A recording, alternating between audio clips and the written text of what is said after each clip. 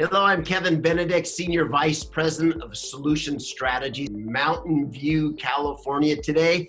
And I'm just thrilled to have as guests three individuals that are at the heart of innovation and startups. I'll start with you, Jeff. This is Jeff Wallace. He's the co-founder of Silicon Valley in Your Pocket.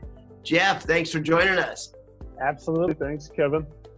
All right, and then next we have Kal Deutsch, also a co-founder of Silicon Valley in Your Pocket. And then we have Kal, how do we say that? Kali Ilunga. That's good, Kali Ilunga. All right, Kali. Just to make it tough, we're tossing a Kal and a Kali at you. I know it. So we have Kali, Kal, and Jeff. To my right. So guys, thanks again for joining us today. You're right here in the heart of in the Bay Area in Silicon Valley. Talk to us a little bit. Jeff, why don't we start with you? Why don't you introduce what is Silicon Valley in Your Pocket and what fun things do you guys get to do on a daily basis? Absolutely. So Silicon Valley in Your Pocket is a platform that allows us to provide global entrepreneurs, and that includes the United States, which is part of the globe. So when we say global entrepreneurs, we mean entrepreneurs really anywhere in the world. And it allows us to provide them a combination of coaching, content, and methodology, the best practices, if you will, and again, connections is probably a big piece as well. So our 3 C's of what we offer to entrepreneurs is a combination of content, coaching, and connections. But rather than entrepreneurs feeling the necessity or the urge to move and relocate from wherever they may be to Silicon Valley to kind of pursue their, kind of dreams as an entrepreneur, we feel that it's best if we can provide them those best practices wherever they are, keeping their cost structures low and yet providing them the best methodologies and approaches that Silicon Valley has to offer. That's the name Silicon Valley in Your Pocket, right?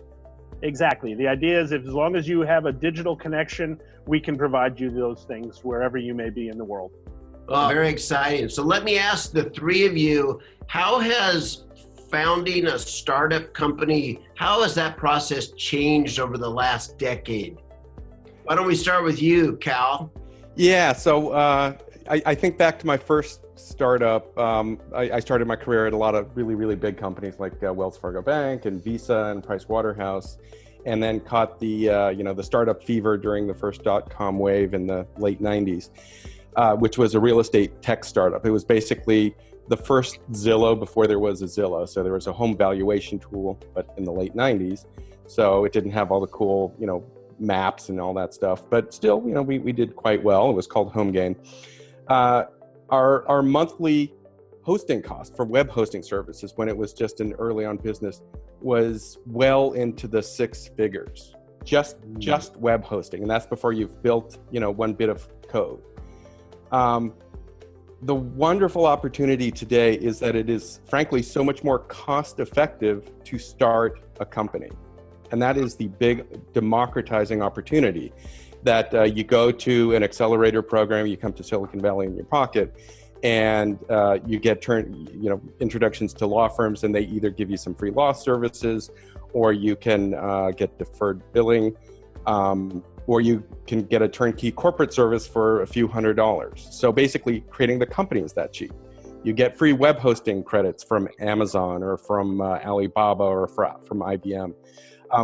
All the tools are now being given to you that literally, if you're a talented coder or if you find a talented coder, you can literally bring something to market and start monetizing on truly a shoestring budget. You just need to know what you're doing.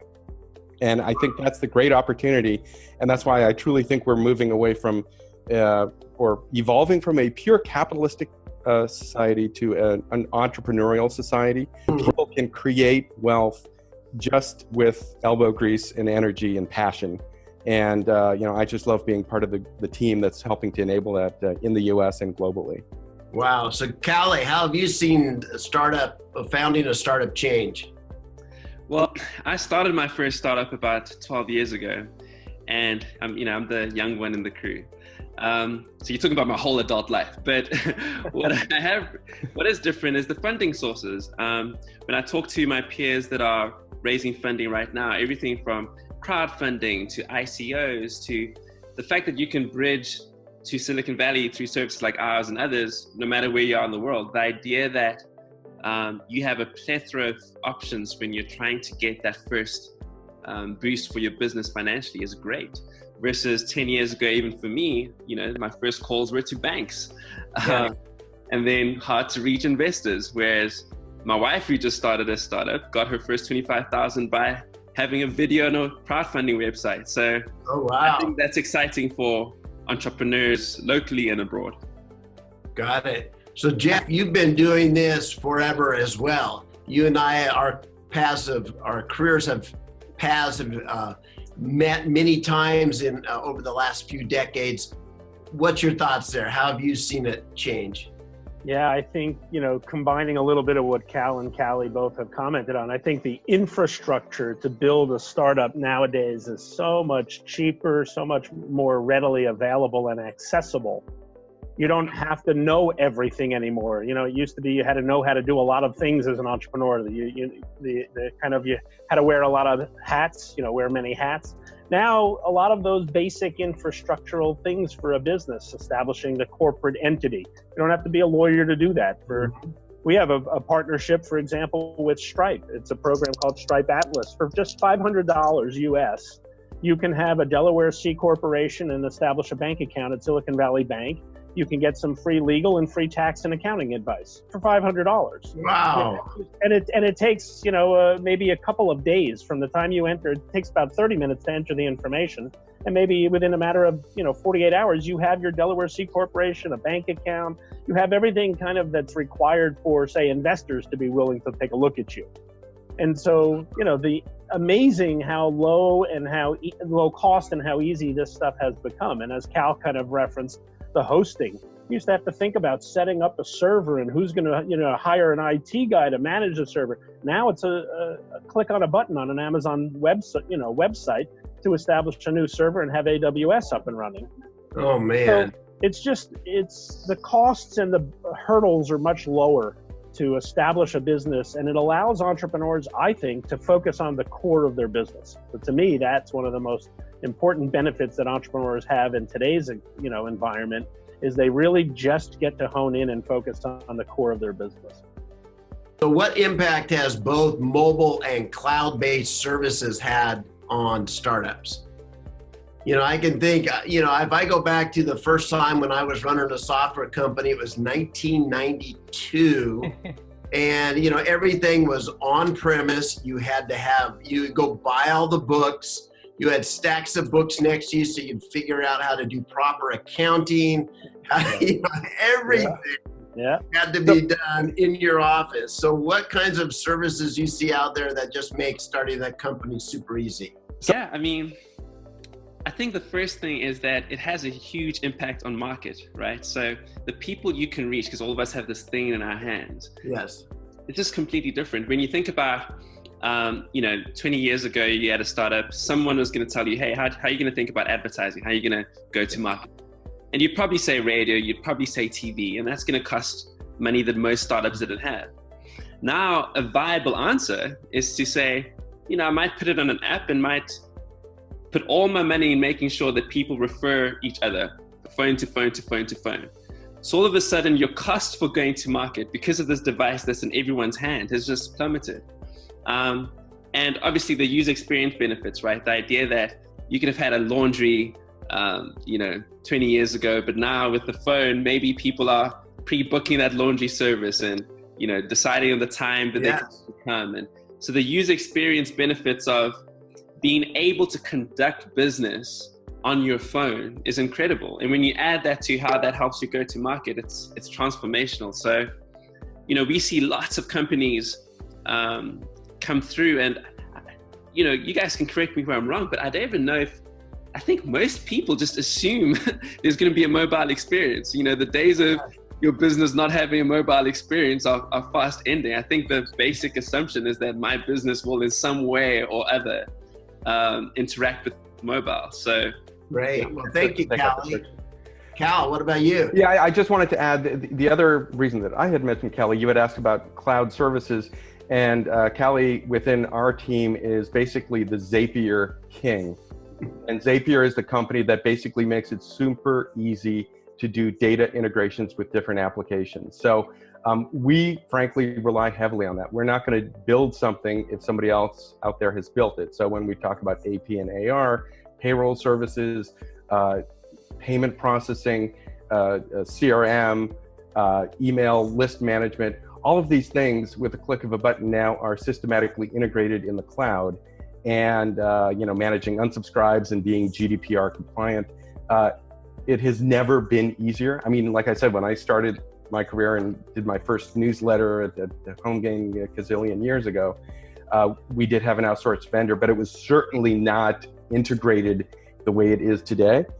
And it makes the job easier, it makes the job more analytical, and it makes it funner and more measurable. I'm very much driven by the metrics, and just the data keeps coming in, and we can have some of the greatest analytical reports out there.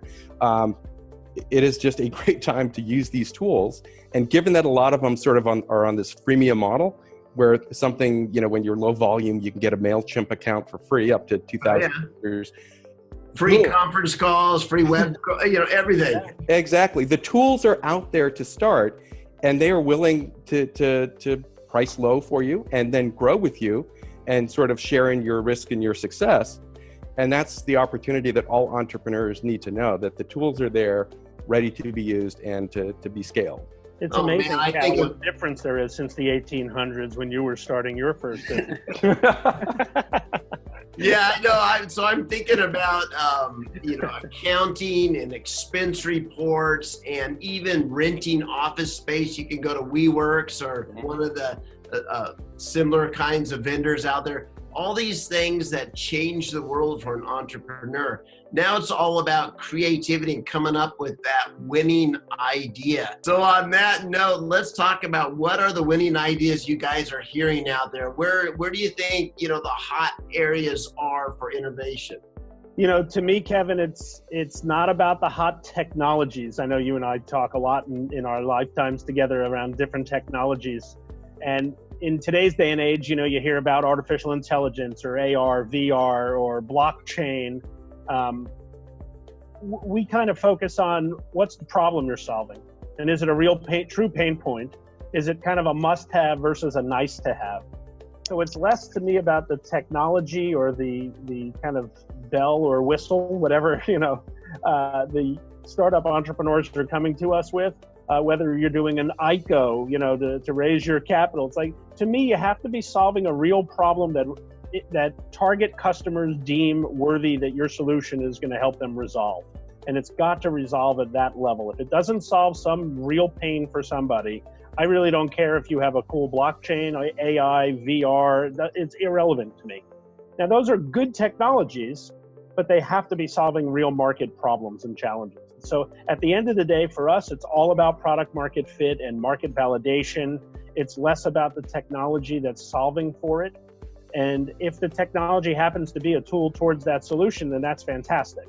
But to me, the good ideas, you ask a little bit about what are the good ideas. I just think they're ones that look at the market and the environments that people are living and dealing in today, and figuring out where those pain points are and how they can be addressed through some form of a solution, whether it's a cool new technology or just a standard regular, even a mobile app today, just a basic mobile app still might be able to solve for a problem nobody solved for.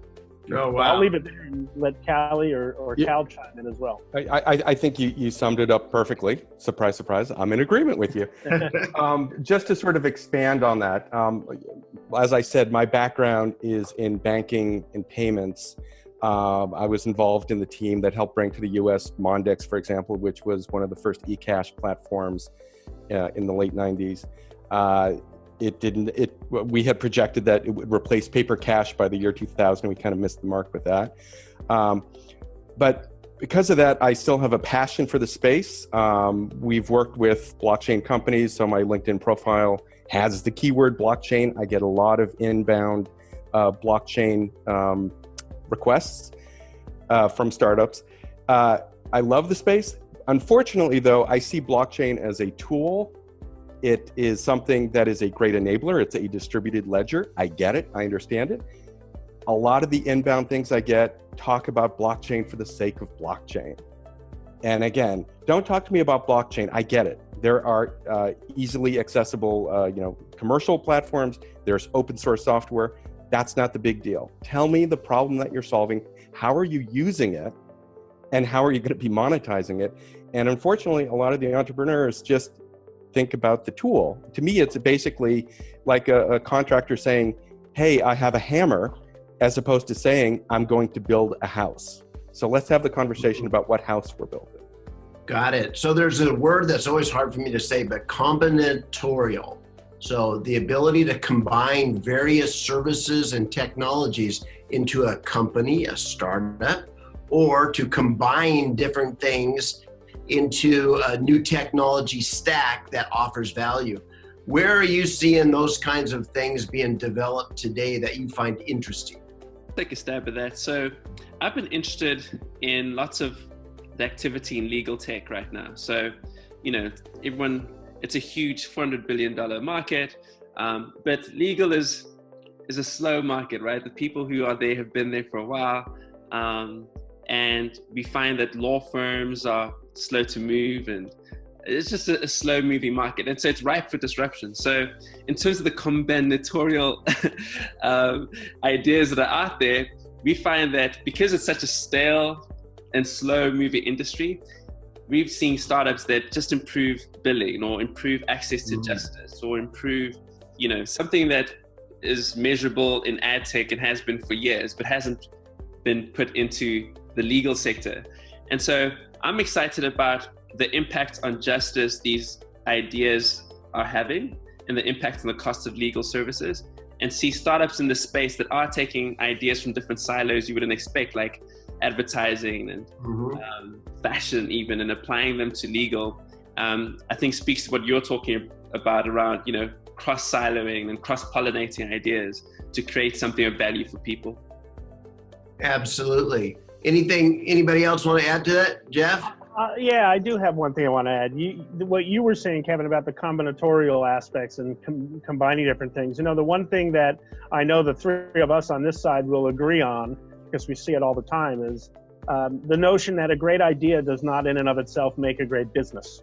Yes. And so even at that combinatorial level, it's combining great ideas with great business practices and processes. That's what will make for a viable, sustainable business. We see a lot of times you get very brilliant and very creative and innovative people coming to the table with a really awesome idea. And it's rarely the idea that isn't of interest to us. I mean, that happens on occasion, but normally these are just innovative, creative people that have a cool idea. The question is, are they the ones, either they as an individual entrepreneur, which we could talk about later, or the team that's assembled around that idea and in that business, are they the ones to execute and take that business idea to market and make it a real business, not just a business idea? And so to me, the combinatorial aspect, when you said that, that's something that popped into my mind. It's not just about great ideas. It's about the ability to execute them and create great businesses from them. Yeah, and I think advisors like you guys and coaches like you guys are there to help the innovators recognize, is their good idea a feature or is it a business? Yeah. Because sometimes it's just a really good feature that should be on somebody else's product.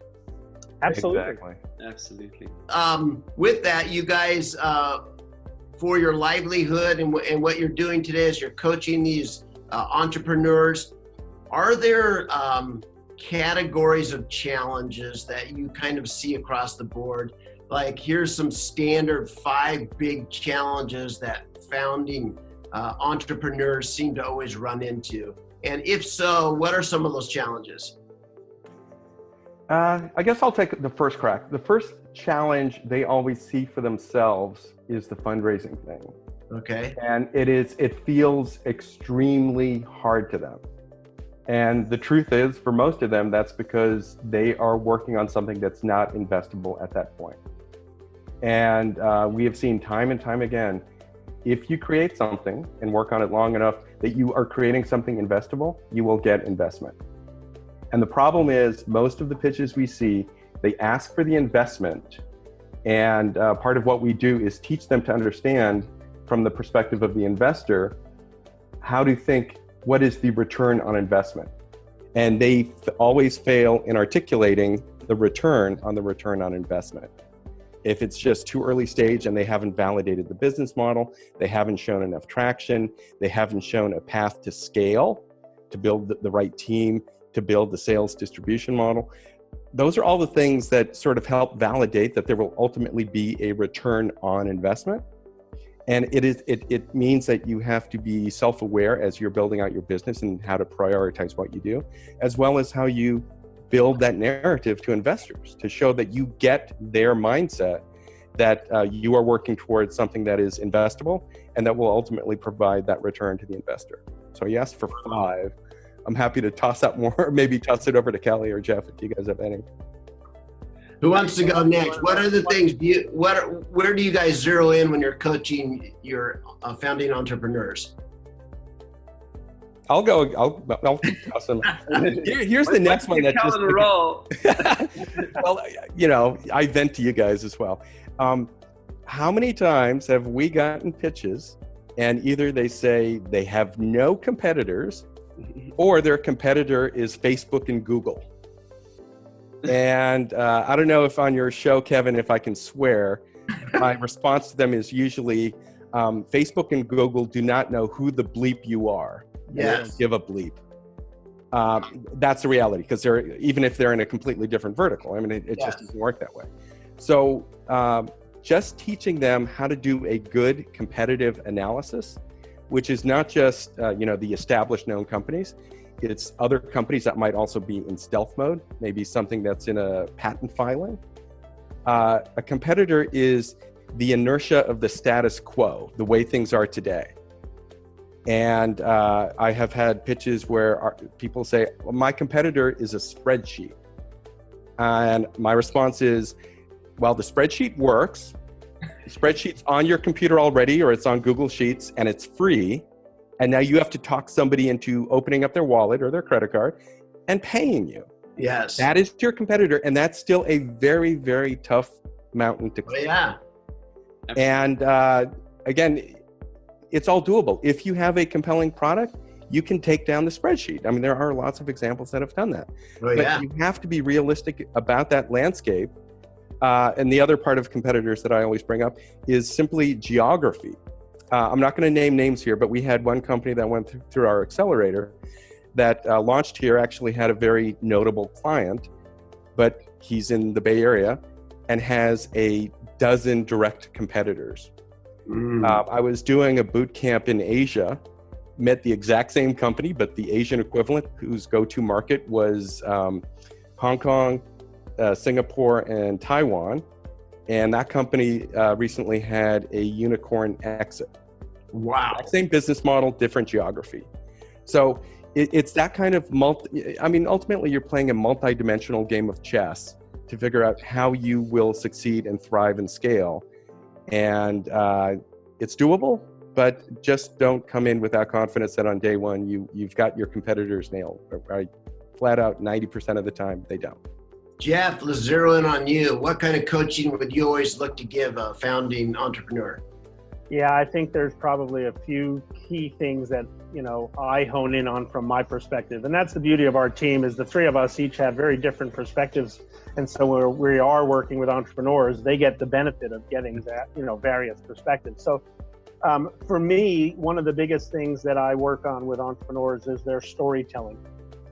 You could have an absolutely brilliant idea, maybe a breakthrough medical innovation, whatever it might be. If you cannot properly communicate it to investors, to channel partners, to any other key stakeholders, it really is unlikely going to move anywhere fast. Wow. And so helping entrepreneurs craft their stories, and I'll give you just one minor example. We had an entrepreneur, had a very, very innovative medical solution, a medical technology he had developed to detect early detection actually of cancers, a variety of forms of cancer.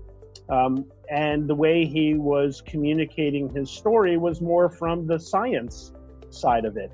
And unfortunately, in many cases, when you're dealing with a very technical or medical kind of solution, the audience isn't going to be at the same level as you. And so when you're communicating from that perspective, a lot of it's going to go over the heads of the audience.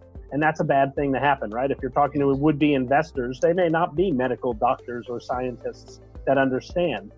But if you make it relatable to them, then they can at least get an excitement, an enthusiasm, and inquisitiveness to learn more.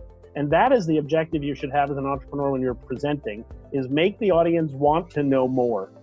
And so we worked in that program with this gentleman, and he did an absolutely stellar job making it very relatable, because he happened to have a family member who passed away from cancer, which was diagnosed in a late advanced stage. Oh, man. And had she had the opportunity to have a solution like his, and he even phrased it this way in the room we were in, he said, who's to say she might even be sitting here in the audience with us? Wow. And that's a very powerful way of communicating, and that hooks the audience. And so from that point forward, he really had a lot of interest being directed in his direction to hear the rest of his story.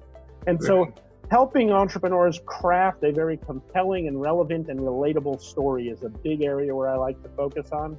And the other area that I personally have a lot of enthusiasm about is the kind of business model. I think there's a lot of people that feel like, well, I have a B2C solution. And when you think about the costs of trying to go after a large amount of consumers, it's very, very costly. But if you think about finding channel partners that might also already be dealing with those same target audiences or target customers, crafting an innovative and a creative channel partnership strategy might get you there substantially faster. So looking at ways to modify a business model to accelerate the time to market. Those are things that I personally enjoy working with entrepreneurs, amongst a host of others, but those are ones that I have particular interests in. Thanks for sharing that, Jeff. Kali, what do you think? Yeah, I'll add on to what Jeff and Kal said. We obviously come at this in the same way, but you'd be, to Jeff's last point, you'd be amazed at how many companies get away with not having a business model. We actually had a not to be named client the other day who's won a couple of competitions, who's I think raised about $400,000. And so, you kind of get in love with that kind of momentum, and you go, oh, but I must be doing well because I'm getting all this attention and I'm, growing. But he didn't have, after a couple of years, a business model. Show us how money leaves the customer's pocket and enters your account. And so often we end up focusing on traction, right? Which is great. We love all these competitions you've won. But let's get this into the hands of paying clients. So, Jeff has crafted a pilot program where we'll get small startups to pilot with perhaps, a big corporate as an example, just to get them in market with actual customers.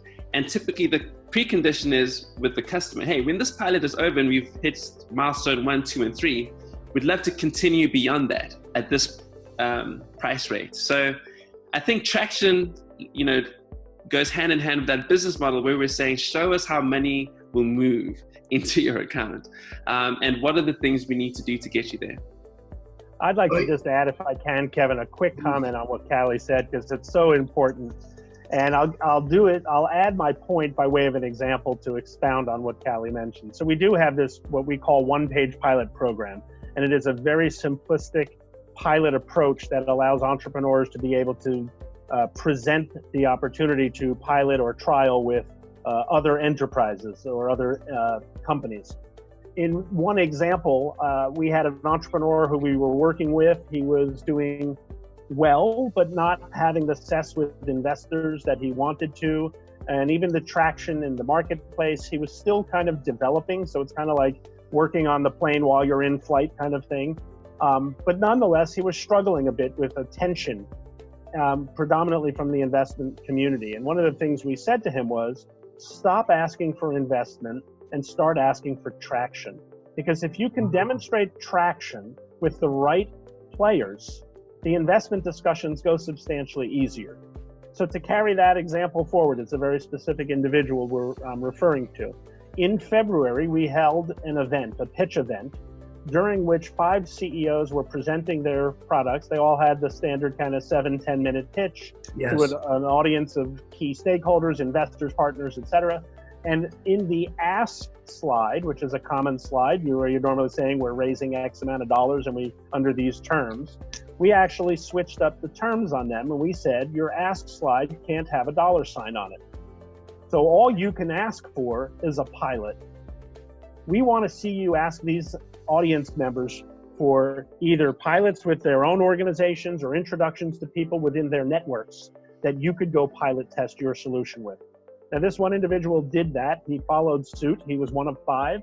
And at the end of that event, 7 days from the pitched event that he did, he secured a pilot in Asia. And he's based here in the Bay Area. He ran that pilot in Asia. By the time it started, it was probably mid-April, by the time it got launched.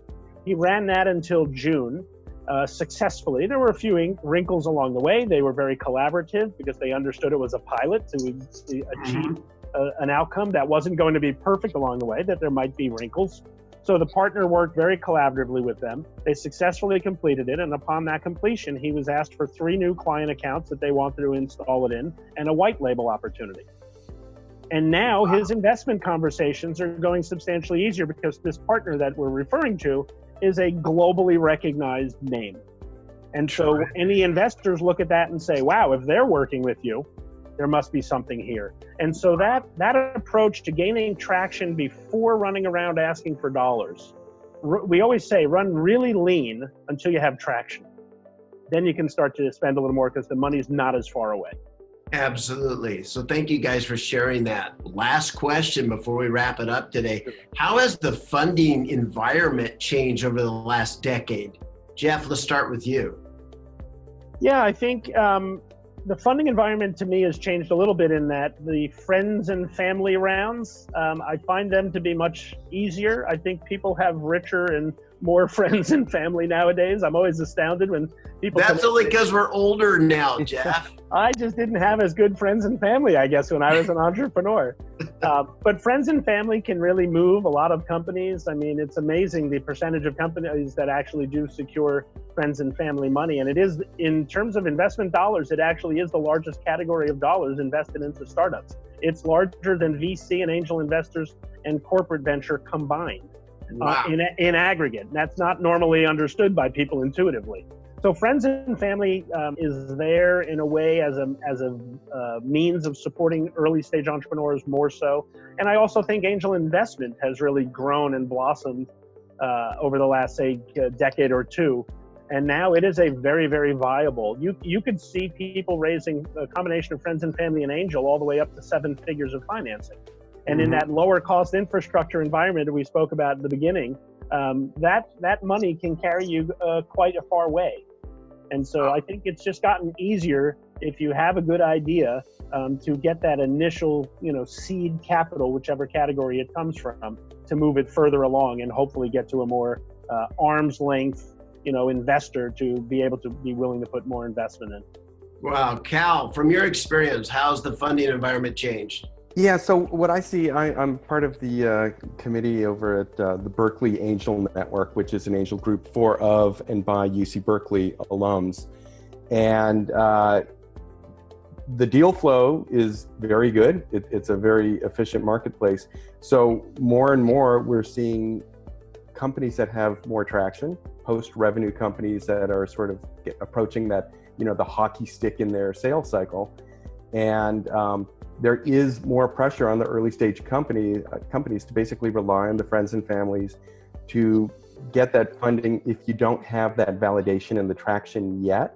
The one exception I would say is if you are a true IP play where you have a series of patents and a true competitive advantage or barrier to entry, and something that just came out of the university, that might be funded pre-revenue. But if you're more of a market execution, that basically you're, let's say you're the Uber of, pick your industry, you will have to show some true market validation before you would get any sort of institutional investment. So overall, I would still say it's VC firms have moved downstream where they might focus on the seed round as well for the IP competitive advantage type plays. And then, angel groups have moved upstream to, have access to larger deals and later stage deals. So it's becoming an efficient market. And I think the entrepreneurs have responded, like Jeff said, looking more to ICOs or to other crowdfunding solutions. So at the end of the day, a buck's a buck or a Bitcoin's a Bitcoin. Yes. And they don't care where the currency comes from. And I think it will continue to evolve in that direction to basically become a much more efficient marketplace. But, the best deals will be the ones that always attract the best capital. All right. Well, guys, I want to thank you so much for taking time out of your busy Friday to join us here and share your insight and wisdom from your careers and your work with entrepreneurs. So thank you guys very much for joining us today. Thanks a lot, Kevin. As always, it's great talking with you again. Appreciate your time, my friend.